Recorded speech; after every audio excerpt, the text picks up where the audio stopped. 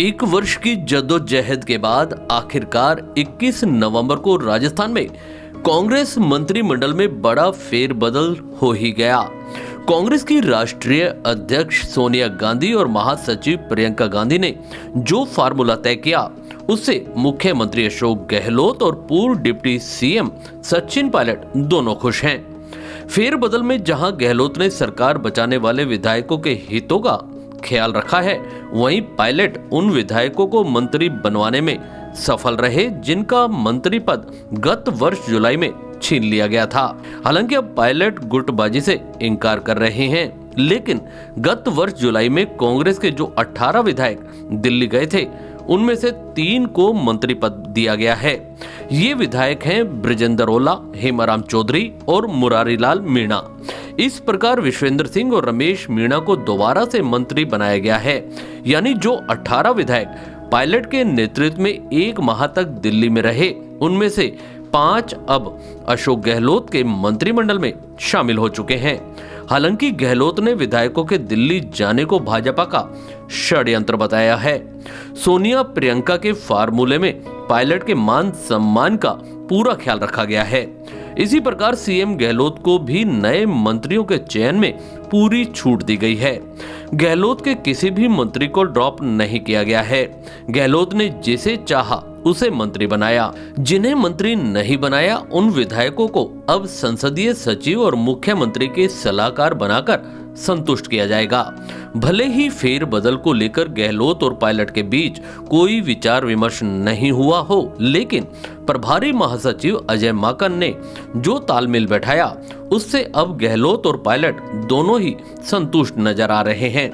गहलोत और पायलट के बीच तालमेल बैठाने में माकन को कई मौकों पर अपमानित भी होना पड़ा, लेकिन माकन ने धैर्य रखा। पायलट का साथ देने के बाद भी माकन ने गहलोत को नाराज नहीं होने दिया। हो सकता है कि इस मेहनत की एवज में माकन को राजस्थान से राज्यसभा में भेज दिया जाए। राजस्थान की 3 सीटों पर 6 माह बाद चुनाव होने वाले हैं। मंत्रिमंडल फेरबदल के मौके पर पायलट ने जो सकारात्मक रुख अपनाया है, उससे प्रतीत होता है कि अब गहलोत के नेतृत्व को कोई चुनौती नहीं है। अब यदि कोई खींचतान होगी, वह 2023 के विधानसभा चुनावों में टिकटों के बंटवारे के समय देखने को मिलेगी।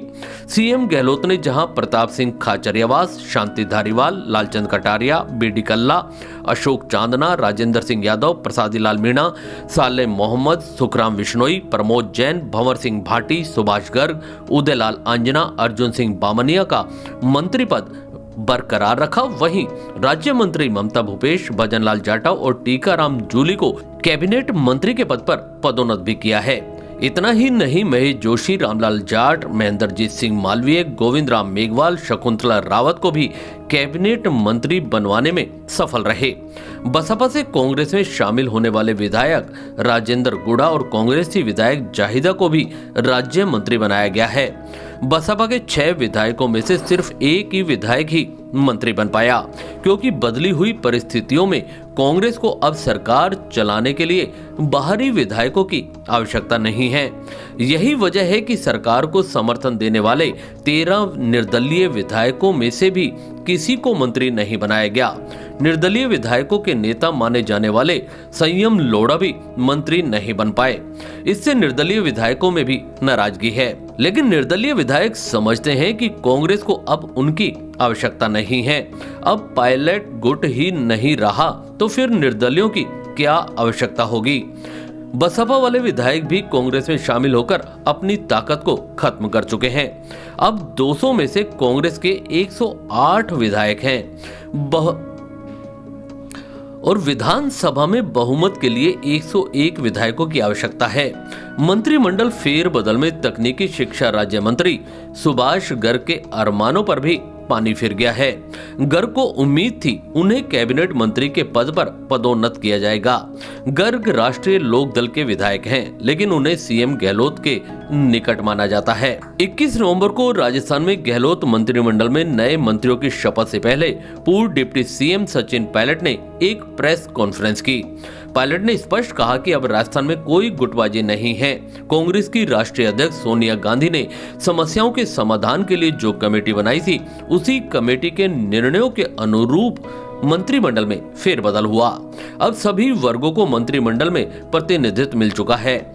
इसमें प्रदेश महासचिव अजय माकन, मुख्यमंत्री अशोक गहलोत, कांग्रेस के प्रदेश अध्यक्ष गोविंद सिंह डोटासरा की महत्वपूर्ण भूमिका रही। पायलट ने मीडिया से आग्रह किया कि अब कांग्रेस में गुटबाजी होने का उल्लेख न करें। हमने जिस संयुक्त नेतृत्व से 2018 का चुनाव लड़कर कांग्रेस को 100 सीटें दिलवाई थी, उसी संयुक्त नेतृत्व से 2023 का विधानसभा चुनाव भी लड़ा जाएगा। हम सबका प्रयास होगा कि राजस्थान में दोबारा से कांग्रेस की सरकार बनवाएं। एक बार कांग्रेस और एक बार भाजपा की जीत की परंपरा को इस बार तोड़ दिया जाएगा। पायलट ने कहा कि नए मंत्रियों के विभागों की प्रक्रिया भी पूरी हो गई है। मंत्रियों के विभागों के बारे में भी जल्द पता चल जाएगा। जिस नीति को लेकर मंत्रिमंडल का फेरबदल हुआ, उसी नीति के अनुरूप ही प्रदेश में राजनीतिक नियुक्तियां भी होंगी। पायलट ने कहा कि अब मुख्यमंत्री के सलाहकार भी नियुक्त किए जाएंगे। हम सबका प्रयास है कि कांग्रेस के आम कार्यकर्ताओं को भी सम्मान मिले। जो निर्दलीय विधायक समर्थन दे रहे हैं, उनका भी ख्याल रखा जाएगा। सचिन पायलट भले ही मौजूदा फेरबदल से संतुष्ट हों, लेकिन सचिन पायलट का झंडा बुलंद करने और सीएम गहलोत के खिलाफ बयान देने वाले कांग्रेसी विधायकों को मंत्रिमंडल में जगह नहीं है। पायलट समर्थक विधायक इंदिराज सिंह, मुकेश भाकर, वेद प्रकाश सोलंकी, हरीश मीणा, जितेंद्र सिंह शेखावत, पीआर मीणा ने समय समय पर गहलोत सरकार के कामकाज को लेकर प्रतिकूल टिप्पणियां की थी। ऐसे किसी भी विधायक को मंत्री पद नहीं मिल पाया है। नंबर इनकरेक्ट है।